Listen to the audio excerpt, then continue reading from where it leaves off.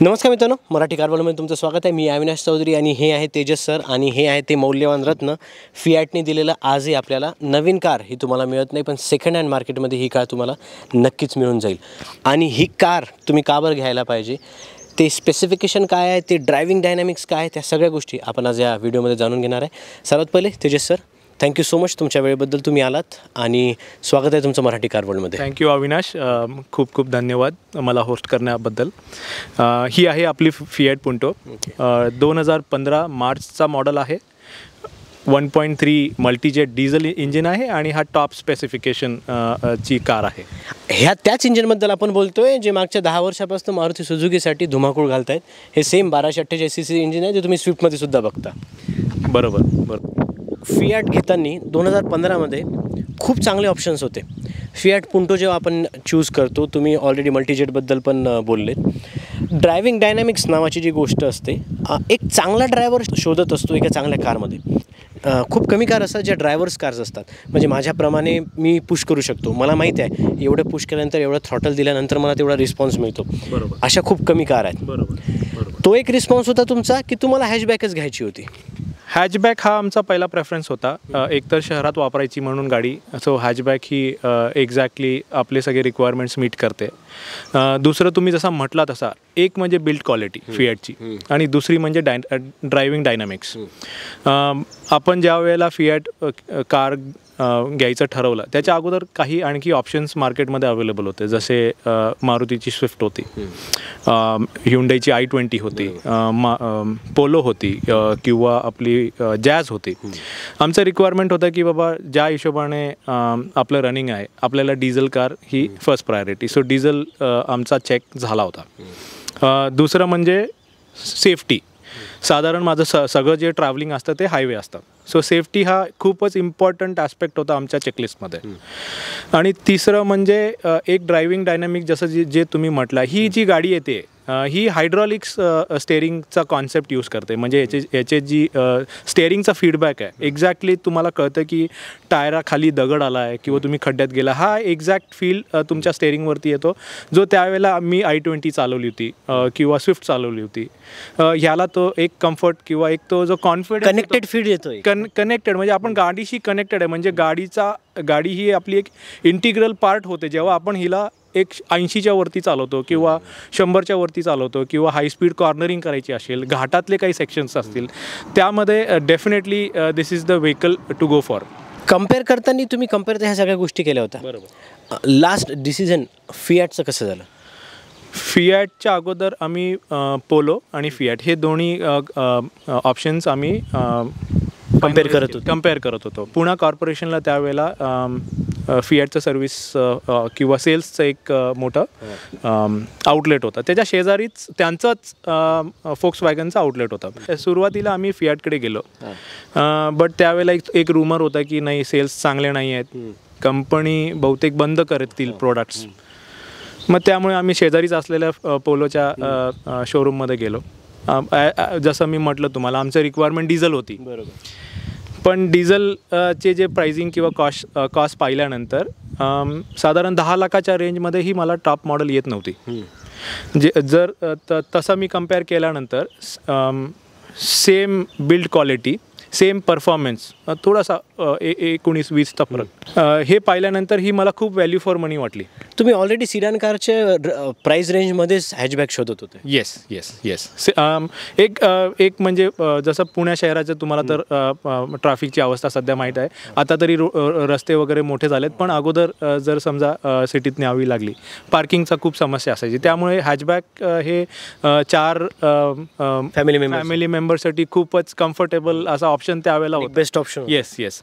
आणि त्यावेळेला एक लक्षात आलं की ही जरी हॅचबॅक असली तरी साधारण हिचे जे पण स्पेसिफिकेशन आहेत हे कॉम्पॅक्ट SUV बरोबर मॅच करतात. जर तुम्ही याचं ग्राउंड क्लिअरन्स पाहिलं तर हा ऑलमोस्ट 185 to 190 ग्राउंड क्लिअरन्स भेटून जातो. म्हणजे सगळे लोक बसल्यानंतर प्रीमियम फीचर्स, म्हणजे जे तुम्हाला प्रीमियम हॅचबॅकमध्ये जे फीचर भेटतात, जसं की इंजनला कवर जे प्रोटेक्शन कवर आहे ते त्यावेळेला ना पोलो देत होता ना i20 देत होती ना काही. बऱ्याच वेळेला असं झालं की जे आम्ही ऑप्शन्स पाहिले त्याच्यामध्ये जे ड्रायव्हर्सला लागणारे फीचर्स होते ते सोडून बाकी कन्व्हिनियन्स फीचर दिलेले की वायरलेस चार्जिंग असतील किंवा असे काही होते क्रूज कंट्रोल वगैरे ते त्याची आपल्याला गरज सहसा पडत नाही हॅचबॅकला. सो त्यामुळे आम्ही ही ऑप्शन फायनलाइज केली. आता हे जे पॉइंटर सर बोलले खाली तुम्हाला एक प्रोटेक्शन बंपर वगैरे मिळून जातं. आज मार्केटमध्ये शोधायला गेले तर तुम्ही 18, 19, 20 लाखाच्या पुढची जी कार असते, मी BMWबद्दलसुद्धा बोलतो आहे, हे फीचर्सनं तेव्हा फियाटने दिले होते. ठीक आहे. स्पीड लिमिट 80च्या नंतरचा सेन्सर आज जनरली कॉम्पॅक्ट SUV सेगमेंटमध्ये मिळतो, जो तुम्हाला पुंटोमध्ये दिसून येतो. येस आपण हे 10 वर्षापूर्वीबद्दल बोलतोय, बरोबर आहे? बरोबर. कारण लॉन्च तेव्हा झाली होती. आणि त्यानंतर ह्या ज्या सगळ्या गोष्टी ह्या बारीक सारीक ज्या गोष्टी असतात ज्या ड्रायव्हर्सला लागत असतात, आजच्या वेळी तुम्ही या पद्धतीने घेऊ शकता. ही कार नवीन मिळत नाही. ही कार सेकंड हँड मार्केटमध्ये कधी कधी तुमच्या आवडत्या कारच्या शेजारीच उभी असते, पण आपल्याला कधी त्या कारबद्दल माहिती नसतं, कंपनीने काय केलेलं हे माहिती नसतं आणि एक कार तुम्ही मिस करता. हा व्हिडिओ तुम्ही आज असा घ्या की सेकंड हँड मार्केटमध्ये ही जर कार उभी असेल तर तुमच्या रिक्वायरमेंट सगळ्या फुलफिल करणारी कार जी आज अराऊंड 10 लाखाचे फीचर्स देते, ती कार तुम्हाला 2-3 लाखापर्यंत सहज मिळून जाईल. नक्की 3 लाखापर्यंत तुम्हाला खूपच चांगली वापरलेली गाडी भेटून जाईल. आणि माझं एक म्हणणं प्रत्येक व्ह्युअर्सला आहे की गाडीची company Fiat as a company जरी भारतात आता त्यांचे कुठलेही प्रॉडक्ट नाही आहेत तरी त्यांचे सगळे पार्ट अवेलेबल्स आहेत. ओके. आणि साधारण या 6-6.5 वर्षाच्या प्रवासात मला एक साधारण अंदाज असा आला की कंपनी असली किंवा नसली तरी चालेल, पण एक चांगला मेकॅनिक जर तुमच्याबरोबर असेल, ज्याला गाडीची पूर्ण माहिती असेल, तरी तो मेकॅनिक आणि तुम्ही जर व्यवस्थित वापरली तर ही गाडी सहज 10 ते 15 वर्ष तुम्ही वापरू शकता. आपण ऑलरेडी दुसऱ्या पॉईंटरला हात लावलेलाच आहे. मी सर्व्हिसबद्दलच विचारतो डिरेक्टली. तुम्ही सर्व्हिस कुठे करता? जनरली सर्व्हिस याची फियाटच्या शोरूमलाच होते. आता जीपच्या अंडर सर्व्हिसिंग होते. सगळे पार्ट्स अवेलेबल असतात. काहीसुद्धा म्हणजे की बाबा गाडी पार्टमुळे थांबली असं होत नाही. सकाळी पिकअप करतात, संध्याकाळी घरी आणून ड्रॉप करतात. खूप छान सर्व्हिस आहे. पुण्यामध्ये आता फक्त 2च सर्व्हिस सेंटर आहेत. सातारला एक सर्व्हिस सेंटर आहे. सो माझं येणं जाणं असतं सातारला. सो कधी सकाळी सोडलं, संध्याकाळी गाडी रेडी असते. सो सर्व्हिसबद्दल मला काहीसुद्धा तक्रार नाही आहे. Credit goes to Jeep their service. Initially पहिले 3 वर्ष या गाडीला कंप्लीट वॉरंटी पिरियड होता.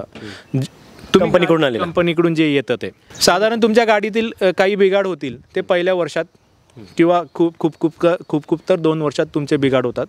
फियाटचं सर्व्हिसच्या बाबतीत ते एक चांगलं पॉइंटर आहे की समजा एखादी गोष्ट तुम्ही त्यांना हायलाईट केली आणि त्यांना आयडेंटिफाय झालं की ओके हा पार्ट जो आहे हा रिप्लेस करायचा आणि it is under warranty, they will go extra mile and change it. तुम्हाला उगाच फोन करून त्रास देणार नाही. नक्कीच कधी नाही. दिस इज ॲज काय म्हणतो अफोर्डेबल कार ॲज एनी मारुतीज और ह्युंडाईज. ओके. तुम्ही जेवढे स्विफ्टला डिझेलला खर्च करतात तेवढंच खर्च या फियाटला सुद्धा येते. कदाचित मी म्हणेन याचं डेंटिंगचं आणि पेंटिंगचं काम अजूनही निघालं नाही. ही गाडी आहे त्या 7 वर्षापूर्वी जशी आपण घेतली त्याच कंडिशनमध्ये आहे. सर्व्हिस सेंटरचे अनुभव तर तुमचे चांगले आहेत. खर्च किती येतो? याचं जे सर्व्हिस इंटरवल आहे ते साधारण 15,000 किलोमीटर किंवा 1 वर्ष. अंडरलाईन करा ही लाईन, कारण 10,000 किलोमीटरच्या रेंजमध्ये जनरली आपल्याला हॅचबॅकची सर्व्हिस असते. ही 5,000 जास्त म्हणजे अफोर्डेबल याच्यासाठी आहे जेव्हा तुम्ही दुसऱ्या कारच्या 3 सर्व्हिस केलेल्या असतील, ह्या कारच्या तुमच्या 2च सर्व्हिस झालेल्या असतील. करेक्ट. त्यामुळे जो कॉस्ट फॅक्टर आहे तो तिथे बॅलन्स आउट होऊन जातो. आणि दुसरं म्हणजे याच्यामध्ये वापरणारे जे कन्झ्युमेबल्स आहेत किंवा याच्यामध्ये जे रेकमेंडेड इंजिन ऑइल्स आहेत ते खरंच हाय क्वालिटी हाय ग्रेडचे आहेत. म्हणजे जे इंजिन ऑइल आहे, जे सिंथेटिक इंजिन ऑइल जे फियाट रेकमेंड करतो, जो ब्रँड आहे, मला आता त्याचं नाव आठवत नाही आहे, बट त्याची जी क्वालिटी आहे ते त्यांचं असं म्हणणं आहे की याची लाईफ 20,000 किलोमीटर आहे. जे आपण कूलंट वगैरे जे रिप्लेसमेंट आहे त्याचाही इंटरव्हल खूप जास्त आहे, जो कंपनी ऑलरेडी आपल्याला दिलेला आहे. एक्झॅक्टली. मग त्यामुळे साधारण 70,000 किलोमीटरपर्यंत किंवा 75,000 किलोमीटरपर्यंत तुमचे हे रेग्युलर सर्व्हिसिंगमध्ये फक्त ऑइल चेंज होतात, ऑइल फिल्टर चेंज होतात. म्हणजे नॉर्मल सर्व्हिसिंगची जी कॉस्ट असते साधारण 5,500 ते 6,000 हा रेंज असतो. याची जी मेजर सर्व्हिसिंग असते ती 75,000. 75,000च्या मल्टिप्लिकेशन्समध्ये म्हणजे 1.5 लाख, त्याच्यानंतर आणखी 2.25 लाख या इंटरवलमध्ये याचे मेजर सर्व्हिसिंग असतात. आणि त्याचा साधारण आत्ता तरी आपली ती 75,000 रीच नाही झालेली आहे. जेव्हा होईल तेव्हा डेफिनेटली त्याचं जे पण काही असेल कॉस्टिंग मी शेअर करेन तुमच्याशी. 2-3 लाखात मार्केटमध्ये आज हे 2015चं मॅन्युफॅक्चरिंग जरी तुम्हाला डिझेलचं भेटलं तरी पुढचे 10 वर्ष अजून तुम्ही चालू शकता, राईट? बरोबर. आणि मी फक्त पुंटोबद्दल नाही तर कॉन्फिडेंटली लिनिया हा जो त्यांचा प्रॉडक्ट आहे त्याच्याबद्दल पण मी कॉन्फिडेंटली सांगू शकतो.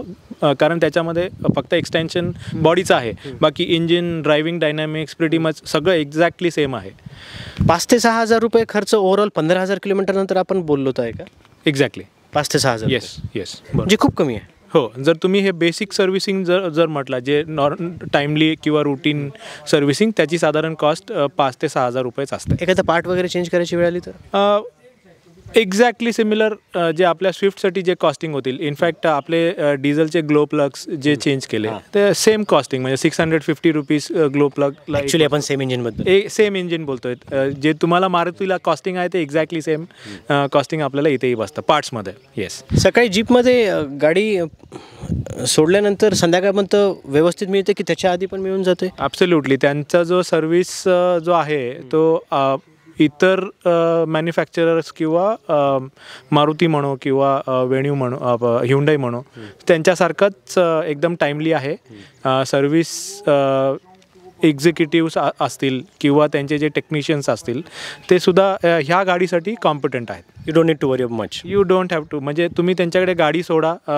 जर काही तुम्हाला चीफ कंप्लेंट असतील त्यांचे काही की बाबा माझं सस्पेन्शनमधून काही आवाज येतो आहे किंवा गाडीमधून काही आवाज येतो आहे, हे जर तुम्ही एकदा त्यांना सांगितलं they will find it out, fix the problem, you are good to go. Else they will take care by themselves. Yes. म्हणजे जास्त पुश करायची गरज. त्यांना जास्त पुश करायची गरज नाही आहे. फिॲटचं जो टेक्नॉलॉजीचा यूज आहे की बाबा या गाडीवरती मागच्या सर्व्हिसिंगमध्ये काय झालं होतं हे ते प्रॉपरली चेक करतात की बाबा याच्यात काय काय चेंज केलं आहे. म्हणजे बऱ्याच वेळेला असं होतं की प्रत्येक सर्व्हिसिंगला वर्षानंतर जेव्हा गाडी जाणार जर ते कूलंट चेंज करत बसले किंवा दुसरे ब्रेक ऑइल चेंज करत बसले तर तसं करावं लागत नाही.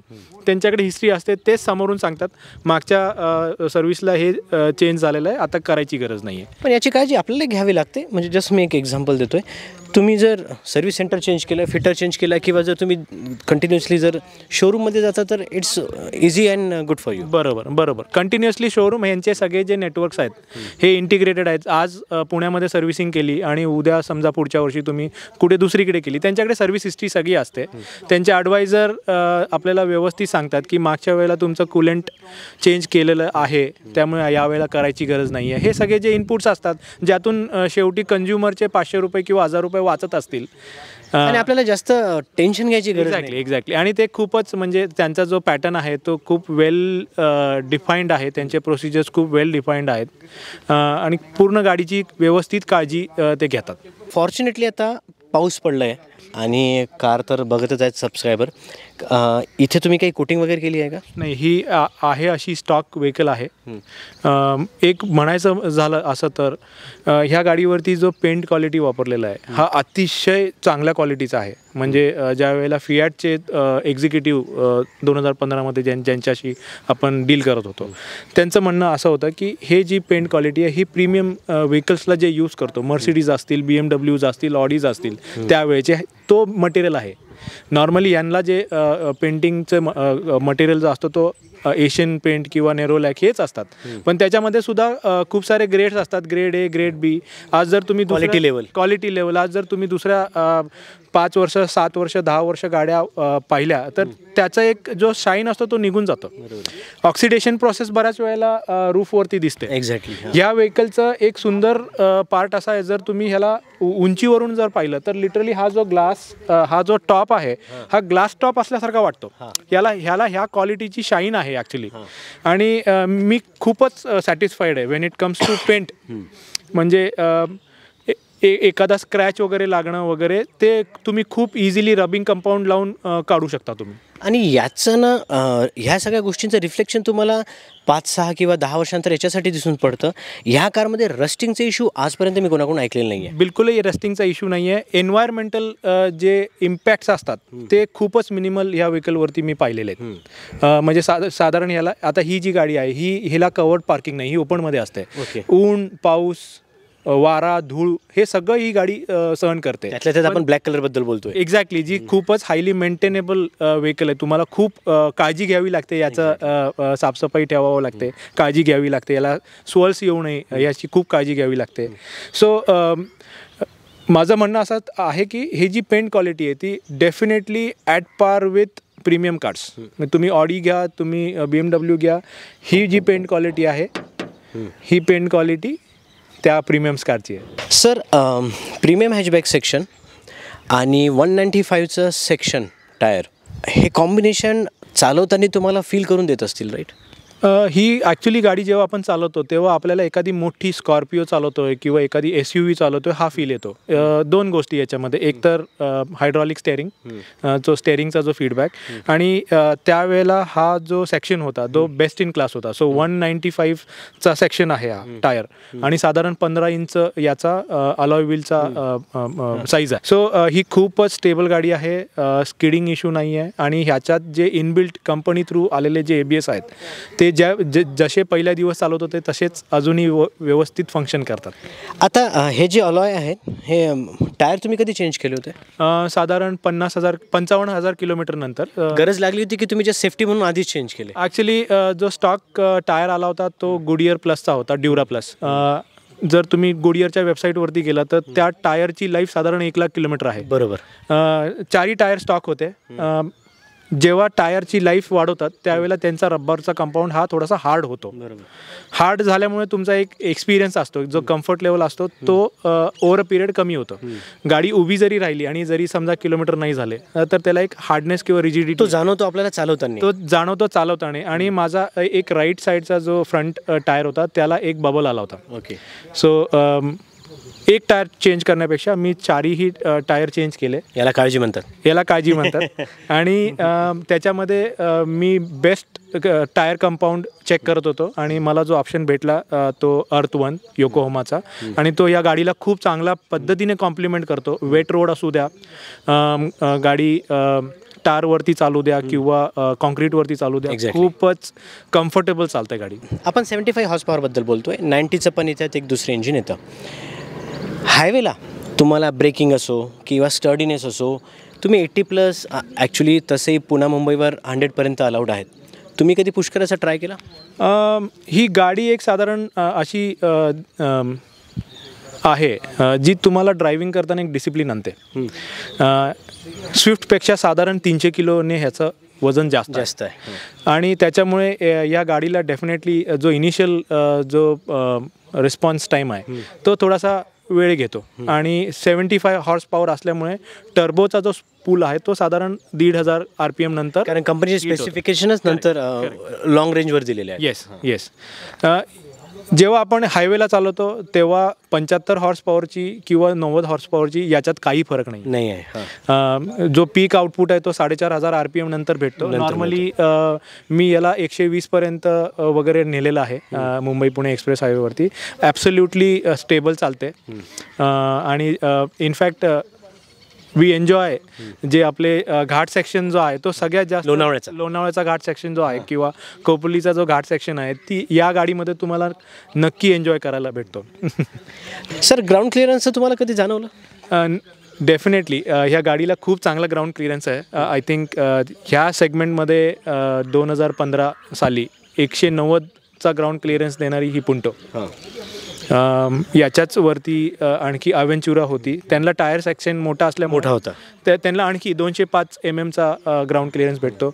गावाकडे जाणं असेल किंवा थोडंसं आपल्याला ऑफ रोडिंग करायचं असेल तर या गाडीने करता येतं. इंजिनला एक सेफ्टी आहे, इंजिन प्लेट, त्यामुळे कधीसुद्धा अशी काळजी होत नाही की बाबा काहीतरी इंजिनला घासेल घालून, असं होत नाही. खूपच कम्फर्टेबली हा जो एरोडायनामिक Design satisfaction जे आहे. सॅटिस्फॅक्शन आहे ते एवढं ग्राउंड क्लिअरन्स असताना सुद्धा जी गाडी रोड धरून चालते, hats off to Fiat. Actually ना ह्या सगळ्या ड्रायव्हर्स कार आहेत. म्हणजे मला एक एक्झाम्पल द्यायचंच होतं.